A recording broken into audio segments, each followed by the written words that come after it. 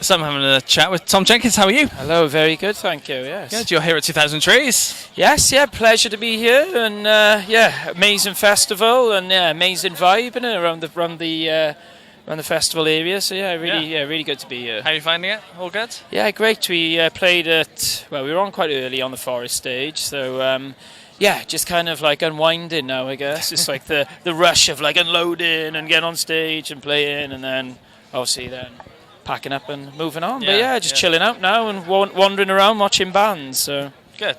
And we had a chat on Zoom not too long before your album was released. That's right. But it's now out. Yeah. How's it gone down with the fans? Yeah, it's gone down really well, to be fair. It was an album that I, produced. One of the first ones I produced myself and recorded a lot of it myself. And my good friend Todd, and we finished it in his studio. So it was.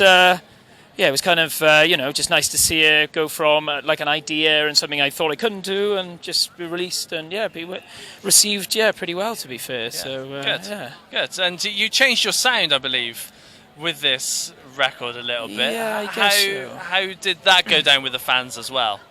I think, I was just touring a lot, solo, doing a lot of tour supports, as a solo artist. And, the sound...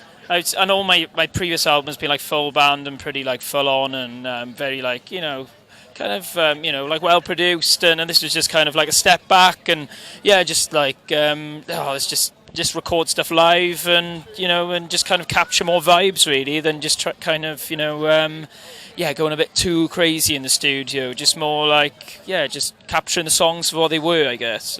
So going forward then, do you think you'll go back to how it was with full band? Are you going to keep it to how it's been recently? So I was recording 2 albums at the same time. I know it sounds stupid, but I was doing that one myself, and then I've just been in the studio doing, I was in the studio at the same time. So another full band album. So I'm kind of, I've been writing a lot, recording a lot, and hopefully the next album will be out next year. So we're just kind of trying to finish that off, and it's more of a concept album. It's called When the Cold Dust Settled, and it's more about post-industrial life in South Wales, and it's very folky and kind of like Americana then. So kind of very much the essence of what I've just released, but kind of maybe a bit more trimmings, maybe. Nice. A few more choirs. And have you started writing now again for the next release? Not really. No, as I said, I need to get this album out the way next, and then I'm always writing. Anyone who's kind of picks up an instrument is always kind of noodling around. So I'm always putting ideas together. So the writing never stops, but just really enjoying the process, and whatever happens after that, it's all good. Yeah, absolutely. And people want to see you doing some live shows. What's your plan for doing some stuff? I've been quite quiet this summer. I'm going doing the Lost Evenings in Toronto with Frank Turner at his festival in September. I've got a few shows just dotted around at the moment, but hopefully be back touring in more autumn, winter dates. Nothing confirmed, but fingers crossed it'll be busy. Are you hoping to go overseas as well? I mean, as I said, I go to Toronto now in September, and if I can afford to take my music to other places, and obviously the opportunities arise, then definitely. But at the moment, just kind of focusing on just doing the best album I can at the moment, and then hopefully that will transcend into ticket sales next year. I don't know. Who knows? Just the music industry is fucking crazy. No, most definitely. Is there things that you've not tried yet in your music that you want to try just to see if they work for you? Well, I kind of already done that this year. What I wanted to try was basically just rip everything down and just make it so bare. Yeah. And that's what I wanted to do. I just really wanted to make it sound just like a guy in a room with a playing live to a microphone, then and I also love the other aspects of production of really building on sounds and soundscapes and synths and and all these different sounds you bring in, but it's just at this present moment in time, I'm just trying to make everything sound strip it back and just kind of let those songs shine through. It's more about the lyrical content, so it's been 4 years making this album, so I think, hopefully it will be right. So, who knows? And tell us a bit about the lyrics as well, because with them having to mean something, how easy or difficult is it for you to create the lyrics? Well, when the cold does settle, this album is so emotionally driven. I mean, I'm almost like the narrator then of like the Welsh. It's based on like post-industrial life, what happened after they shut down the coal mines. My family were coal miners.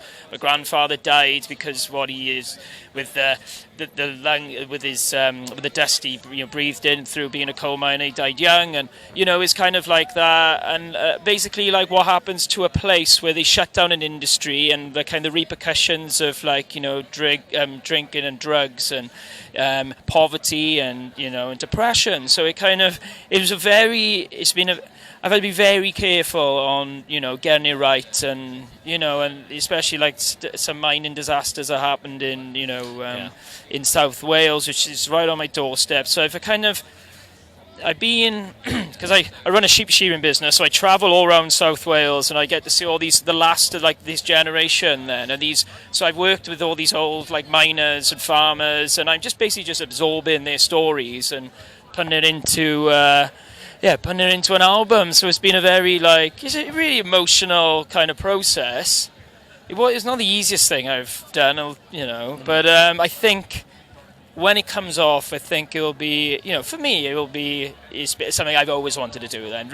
Write an album that represented who I am and where I'm from. And the ones When the Cold Has Settled it's translated into Welsh now, so it's going to be on a TV show then next year. So it's so there's a Welsh version then of the song as well. So it's we shall see, but it's been a very fulfilling process, So hopefully people will be into it, and we'll see. And hopefully it'll transcend out of the Welsh, and just to any working class, communities around the world, really. So that's the plan. And do you think you'll do more of your songs and translate them into Welsh? Because I spoke to another artist who's translated one of his songs into 5 languages. Right. Okay. Do you think that's something you might do? Yeah, definitely. I mean, it's it's the mother tongue, and it's anything you. Well, I suppose and it definitely gives the songs a different vibe, and it's I don't know. Yeah, it kind of feels. I don't know. It's quite like. I don't know. It's quite a natural like progression, I think, for these type of songs. I wouldn't want to translate but definitely the songs I write about, the home, where I'm from, and all those sorts of things, But it was all very much started as like influenced by American songwriters, like like Bob Dylan and then even the modern ones like Ryan Bingham and like Charlie Crockett, who sing about like Texas and like all those things. But I kind of like wanted to take that and just turn it into my own thing. So it's very like American. The music's very Americana influenced, but it's also like very like I guess like Welsh or British folk or British, like that kind of like stamp on it. Then that we've of the bands we have in this country. But nice. So it's been a pleasure. Yeah, it's always a pleasure. With you. Nice. Thank you so much for having me. Cheers. Right, cheers.